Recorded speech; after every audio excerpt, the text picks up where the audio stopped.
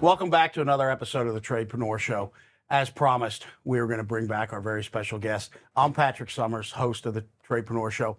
My co-host, Mike Hotza, and sales superstar extraordinaire, friend and business partner, Francisco Rodriguez. Welcome back. Thank you for having me back. Yeah, man. The previous episode was really, really amazing. I think it was. Well, I think it's kind of fucked up because you made me cry. As did I. Maybe that was a little therapy there for both of us. I don't know. But it's an amazing story. I mean, I really, I do really admire some of the things you've been through in your journey. And so you're somebody that has an authentic adversity that changed, you physically, and you've overcome it in an amazing way. And what I think is amazing is before that and after that, right, you dominate in your profession, the sales. And when I say dominate, I truly mean dominate, because there was a year where in 8 months you sold how much? $5.3 million. $5.3 million in 8 months. And I know when we went to this annual awards banquet for salespeople in the United States and Canada, you were second place. Mm-hmm.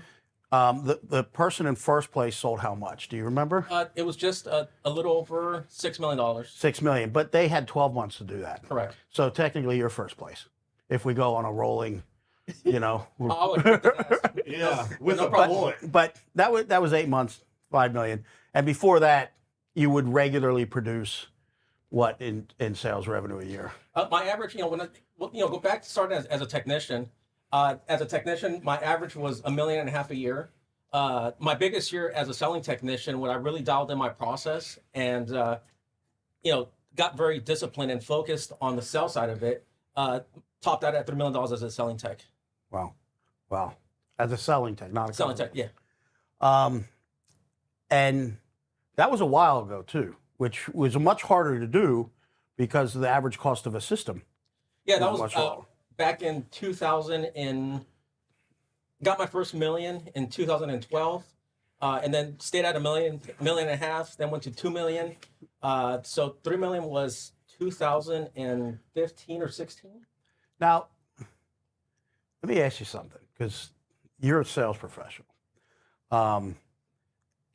And you've had to have some level of sales ability, because I've met Claudia, and that was a sales job. Like, she just didn't jump into your lap.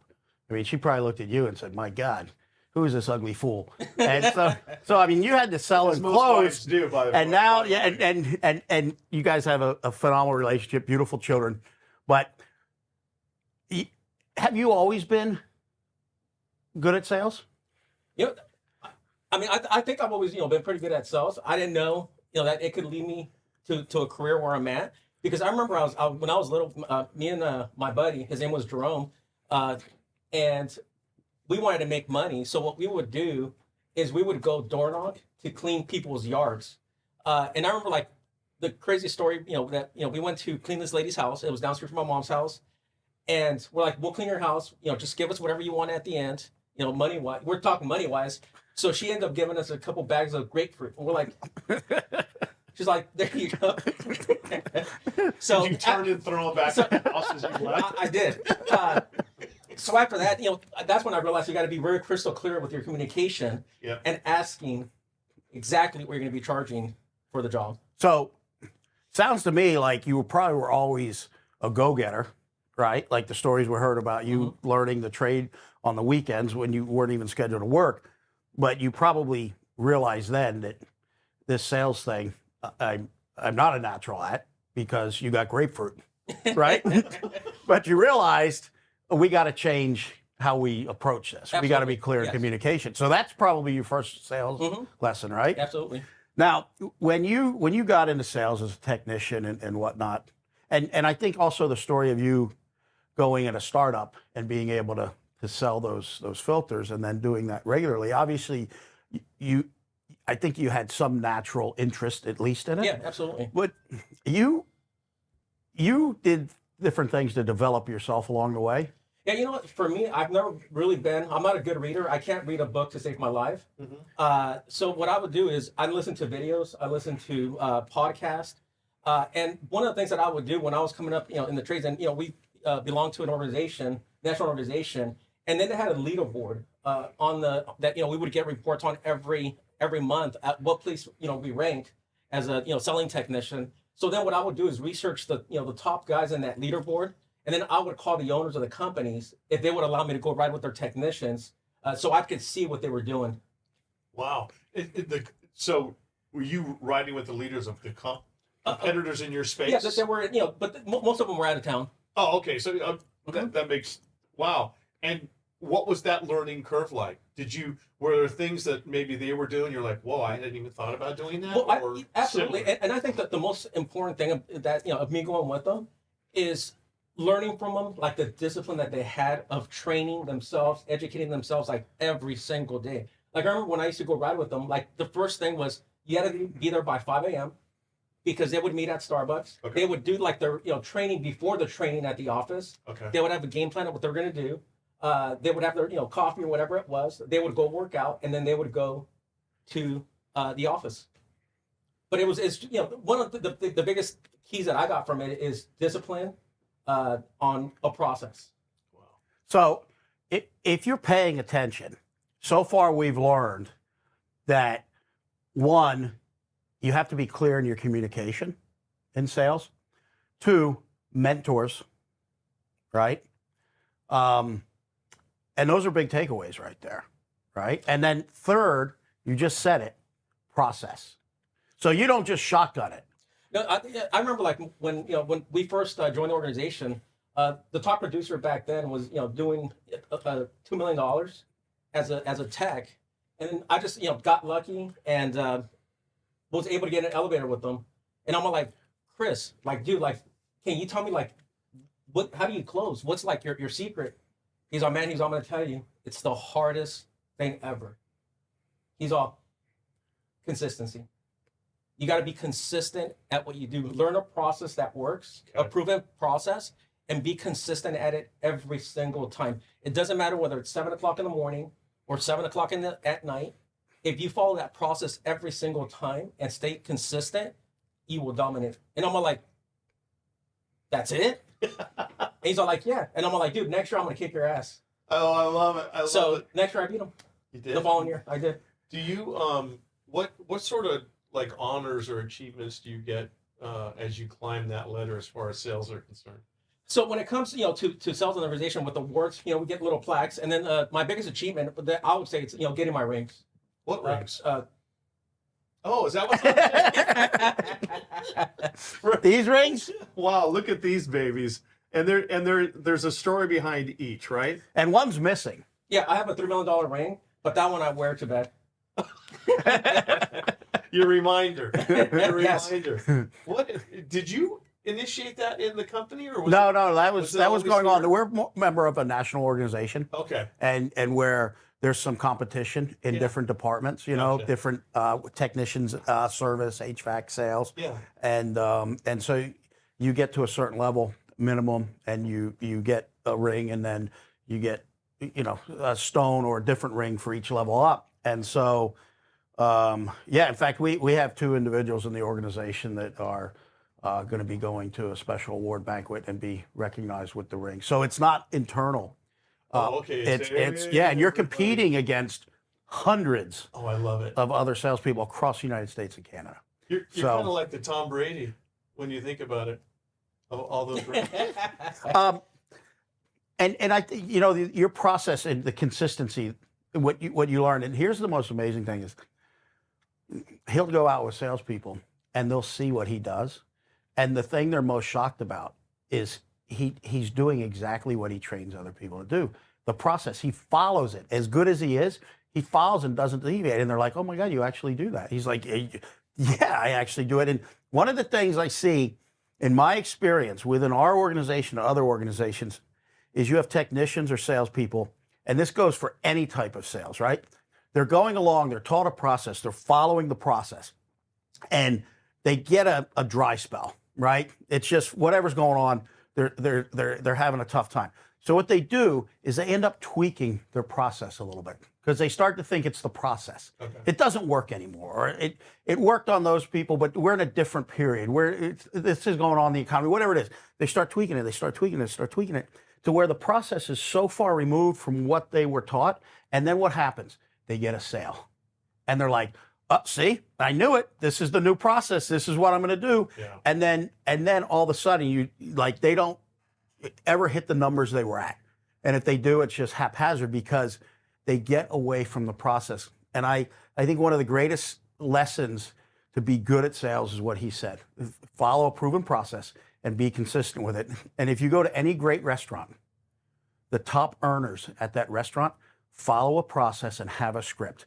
And the ones that do, and the ones that can get you to have cocktails, can have appetizers, and the biggest, toughest sale, I think, in the restaurant industry, and people in the restaurant, they're salespeople. They're salespeople, right? They don't give you free chips and crackers and stuff because they want to get you, like, so you order less food. They want to get you to order cocktails, so you're thirsty, right? So, but how many servers do you come across in restaurants that do not consistently offer dessert and have a process to offer dessert? And the ones that do add to the ticket. And guess what? How do people in the service industry in restaurants make money? Tips, right? Yeah. And so if you can raise the bill, you can get a bigger tip. And how do you do that? Get people to spend more. And the ones that have a process, just like Francisco talked about, that's an example of, because a lot of sales, there's so many salespeople that are salespeople, and like they're embarrassed to be salespeople. We're all salespeople, even the person you're ordering your dinner from, right? And I think one of the worst things that can happen to a sales professional, or in this case, like in our organization, a technician, the worst thing that could happen is that they don't follow a process and they happen to stumble on a sale and the client buys. It's the worst thing that could happen because, like Patrick's saying, that's when they're thinking, "Oh my God, see, I could create my own thing and what I'm doing works." My plan works. Yeah, and you see it all too often, and you can just watch numbers and you know something's going on. And when you dig into it so many times, it's that they reinvent their own process. They fall away from it. What are some of the other things that you've done and that you train others to do to really find success? One of the key things that I like doing, and because I did it myself, it's look, if you go to a house, and once you leave that house, if you get in your vehicle, and you start saying, "I should have, I could have, I would have," you didn't do your job. Like, you did not follow the process. You didn't do your job. And I made it a self, accountability, to myself. If I ever got in my truck and started thinking like that, I would get my ass out of the truck and I would go back and knock on the door every single time. And Patrick knows it because I've done it when I'm like, dude, I'm going to go back right now. Like, I'm going to go back and knock on the door again.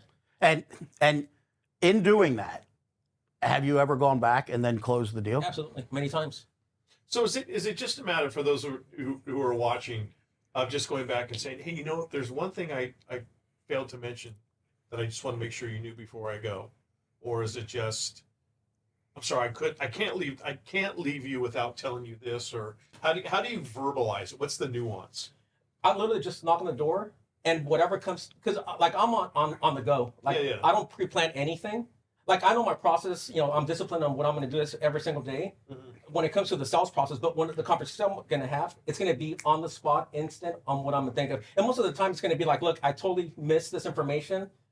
I was excited about this. I forgot to share this with you, and I apologize." Yeah. And just ask for an apology, and ask if you have another 2 minutes that I can just share with you. Gotcha. Yeah. How important is knowing and being comfortable with presenting financing?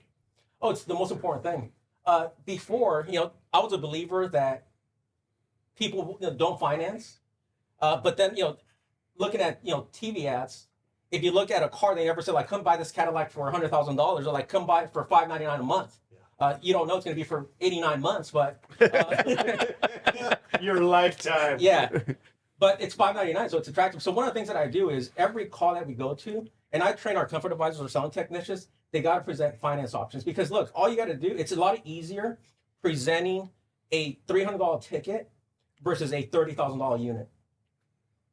Yeah, and I think sometimes we sometimes forget that everybody wants a deal, likes a deal, or likes a deal that doesn't hurt as much as a lump sum versus, oh, I can stretch it out over a period of time. Well, and then when it comes to air conditioning, I mean, it's an investment, right? It's not just, you're investing in yourself. You're investing in the comfort, the safety, the security of your family. So you just got to put it in a perspective that the client can understand. And most importantly, when you buy a high efficient system, there's a return on your investment. So you're not throwing money away. It's an ROI. What's an ROI? And understanding your numbers on how to, show that to the homeowner that, guess what? You may be able to save 30, 40, 50% on your utility bills. And that money, you have two options. I tell the clients, you have two options. One, you could continue giving it to a utility company. And if you do, I hope they send you a Christmas card. Or two, you could reinvest it in your family, your safety, your comfort. What option do you prefer to do? Yeah, of course. I know the choices every single time. Yeah. I always tell people, I tell him and I tell anybody in the organization, anybody that I meet that comes up to sales and we talk about Francisco or the sales process, I say, listen, Francisco's not a great salesperson. He's a great closer. And there's a difference. See, a lot of times I think one of the challenges is people don't understand the difference between sales and closing. And I'll tell you who really understands it. Car dealerships. Because they know if they put enough salespeople on the lot, they can show the vehicle and follow that process, take them for the test drive, do all of that and get them sat down. Then it's the sales managers they have on the floor that are the closers. And they come in, and if the sales guy can close it, they can close it. But there's a lot of times they can't. And I know that from when I sold cars, right? I did everything. I got in there, and then the closers come.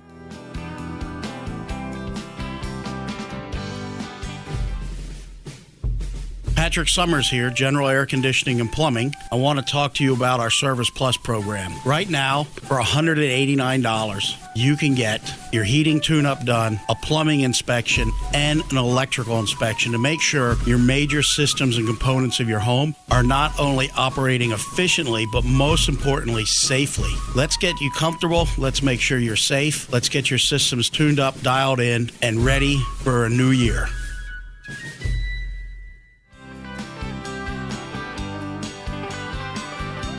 And in my experience, it's very difficult. That's where I think a lot of people struggle is asking for the sale, especially on a big ticket item. They're afraid of it, and they're thinking from their perspective, right? Because you weren't a believer in you weren't a believer in financing because you don't believe in financing, right? So you transferred your belief system to the consumer, and you lost out on a lot, right? And so many times people say, well, I could fix that, or that's a lot of money. I would never spend that much money. And they transfer their belief, right? And then they're afraid to ask for the sale. Yeah, they're afraid to ask for the sale. And a lot of times what happens is the sales professional, the selling technicians or technicians do not present all the options that are available to the homeowner. They present the bottom of the barrel unit or the midline unit, but they never present the high ticket items. With me, every call that I go to, like I'm going to present a $35,000 unit, and it's going to go all the way down because guess what? It doesn't matter whether I present a $35,000 unit or a $10,000 unit. It's going to be a lot of money. Sure. So if I start at $10,000, I have nowhere to go. No, exactly. That's it. It's such a great mindset too. And people want options. They always, they just don't want them. We'll take it or leave it. They want options, and we don't know we find out what's important to them through discovery, right? But like what's important to them in the sense of we had a guy who was a customer that he lived in a manufactured home, had like a wood shop, everything was perfect, and he wanted his condenser replaced, and it wasn't that. You remember that? And there was another guy who he bought a condenser from us. The comfort advisor that was out there sold him like the base model. He found out there was a big high efficiency. His unit was only a couple of years old. He wanted it replaced. He's like, I should have been offered that, right? Another guy, brand new house, moved in. He didn't like where the condenser was situated, so we gave him a price to relocate it, and he decided, nope, I want a brand new one. So you don't know really what kind of pushes people's buttons, and there's some people that will never buy a used car. There's other people who will only buy a used car. There's people who will keep their cars forever, keep them running, right?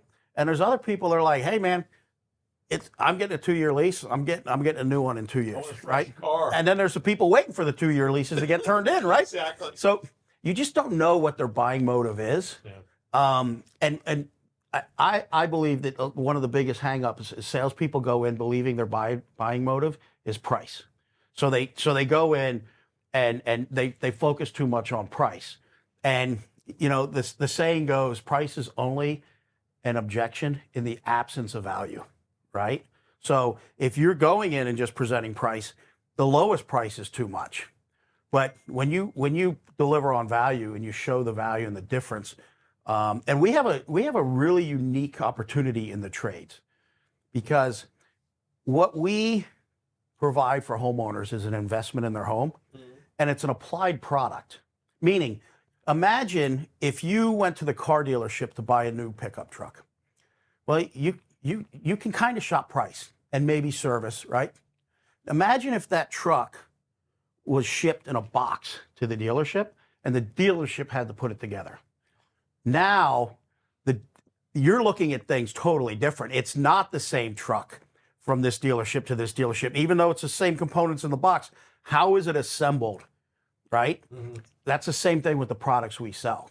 Even though 2 identical homes, 2 identical systems, the contractor matters because they're unboxing it and installing it in your home and putting that together to make sure it works. And that's the one thing that I think salespeople in the trades really have an ability to build that value. You got to build the value. And I think, like, well, Patrick, going back to what he's saying is, look, when you're in, you've been in the home for, 2-3 hours, the hardest part of a sales professional or, salesperson comes at the end when you got to ask for the sale. And guess what? To me, when somebody tells me no, all in my mind is they just don't have enough information. So I need to get more information on why aren't they buying today? Like, what is the reason you're not moving forward with this product today? What did I miss? Is it me? Is it the company? Is it the product? Like, let's figure out what it is before I leave today. And one of my favorite sayings is like, look, I just shoot me straight. Is this the right product for you? Am I the right person for you? And if, yes and yes, okay, so why aren't we moving forward? Exactly. Let's bring it to a conclusion. It's okay if you say no, but I want to know the reason why you're saying no. So that way I can learn from it. And most importantly, where did I fail you in not being able to present the value? That's why you have all that jewelry in front of you. So for our listeners out there, somebody that's in the trades or in sales, whether they're actually a technician doing work or they're working in a salon doing hair or makeup or whatever, or they're out selling business to business. What would be, if you had one thing you could tell them to get better, what would it be? Not be afraid to ask for the sale. Look, when you go into a home or you go into a business or anything that you're doing, like, you're investing time in that homeowner. You're giving them time. There's nothing more valuable than time. So when you spent 2-3 hours in the home, you have earned the right to ask for that sale. And most times people, the client says no, and they're like, okay, well, let me follow up. When can I follow up? No, there's no follow up. Clients will ask me for a business card. I'm like, look, if you want my business card, because you're not going to call me. But if you want my number, like, what's your phone number? And I'll put it in my phone and I'll call you. Yeah. But asking for the sale, like, ask for the sale multiple times. And when a client says no, ask them why. What is the reason you're not moving forward today? You got to ask the why. Otherwise, you're going to have skinny kids. and I think it's really important to ask for the sale, but don't do it in the way that De Niro did it in that movie when he was selling cars.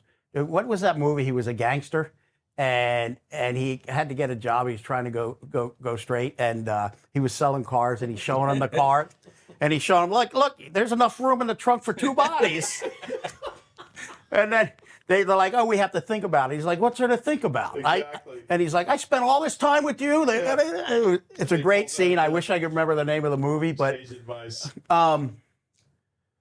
So in that ask for the sale, and in that driving away, and going back because you felt like you missed something.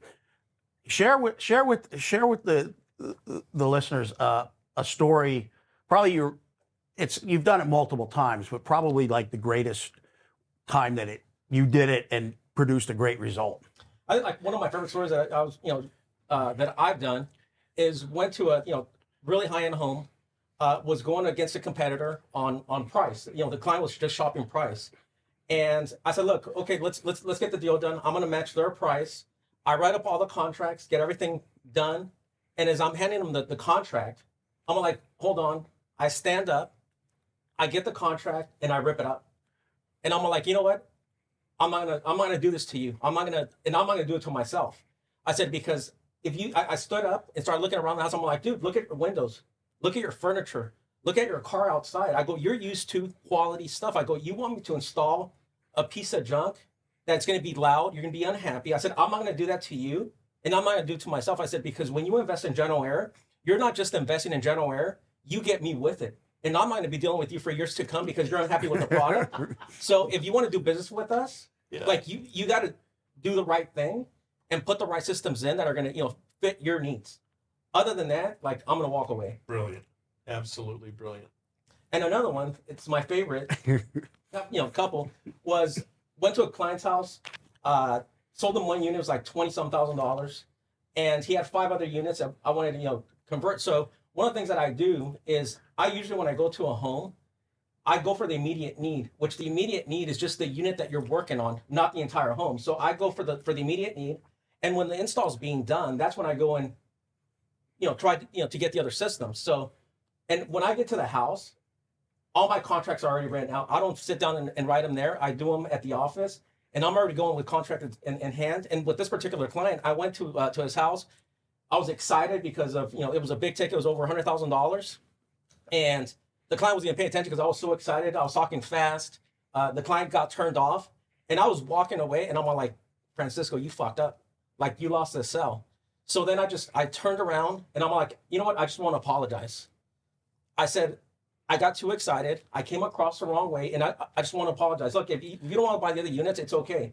But I just want you to know that I was just excited for the deal we were giving you, that I just came across the wrong way, so I'm sorry. So he goes, let me see that paper. He's all like, how much is it? I'm like, it's only $120,000. Yeah. He's like, give me your pen. and that's the difference between selling and closing, right? Yeah. And there's a lot of people that are like, they think sales are bad. Sales are good, right? Because people have wants and needs. We all have them. And there is a great book. I will tell you, I'll mention, whether you're a fan or not, Grant Cardone wrote a book called Sell or Be Sold. And the reality is we are either selling or we're being sold constantly in our personal lives, in our professional lives, in our profession. And to me, I think it's one of the greatest professions because you can control your income, you can solve people's problems, right? You can give them solutions they didn't know existed. And the most important thing for me, and I believe for anybody that is in sales, business, well, this goes for anything, relationships, but in the sales side is it's always service above sales, right? And when you take care of the service side of things, meaning not like fixing stuff, but like serve that individual.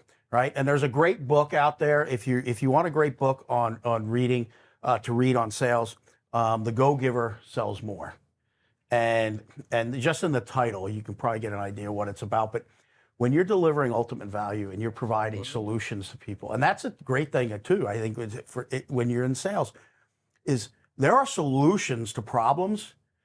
A lot of times people don't even know they have the problem because they think it's normal. Right? They think it's normal. And then when you can educate them and give them those options, man, you change lives. You really change lives. And so it's. And I think, like you're saying, changing lives. Like, you're not only changing the clients. Like, when you become a really good sales professional, and you dedicate to your craft, sharpening the saw every single day, like, it will literally change your family tree. It will literally change your family tree. There's very few places or industries that, especially in the trades, where with with dedication, with training, without a college education, you become a millionaire. And you can make $1 million a year, like no problem as a sales professional in the trades. I know techs, comfort advisors that make over $1 million a year selling air conditioning. And with that said, you just don't fall into that. No, you got to educate yourself. You got to train. So where you're at now, owning a business, running a sales department, out there actively helping sell and close deals. Do you still train? Every single day, 7 days a week. My wife hates it because and I'm serious. I usually on average invest 1 to 2 hours a night training. And it's whether it's, watching videos, going over the calls that I ran, and then going in my head, like, how did I close it? What did I do? How did I do it? How do I duplicate that? But I still train every single day, 1 to 2 hours a day. And I tell our comfort advisors, our sales team, I said, look, I train myself because I never know if we're going to be at max capacity and I have to go run a lead. And I got to, take care of our clients. Like this past month, we were a little short on, one of our comfort advisors was out. And I had to go, run a couple of calls. Just happened that I ran 4 calls, closed 4 of them, and ended up selling $120,000 on 4 calls. So you always got to be ready.